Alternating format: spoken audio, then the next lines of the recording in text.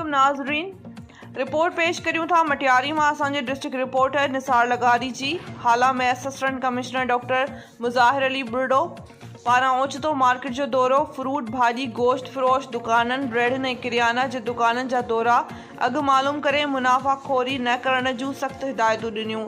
काइम बचत बाज़ार में 130 रुपया किलो खंड, दालूं ऐं ॿियूं शयूं सस्तियूं ॾेई आवाम खे रिलीफ ॾिनो वियो।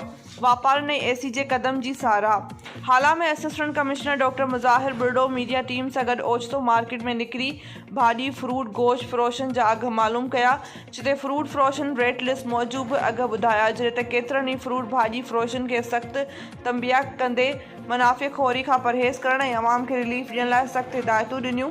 उन मौक़े ते असिस्टेंट कमिश्नर हाला डॉक्टर मुज़ाहिर बुर्डो मीडिया सां ॻाल्हाईंदे चयो त शहरी रेट लिस्ट खां वधीक शयूं फ़रोख़्त कंदड़नि ख़िलाफ़ शिकायत कनि त उन्हनि मुनाफ़ेखोरनि ख़िलाफ़ कार्रवाई कई वेंदी।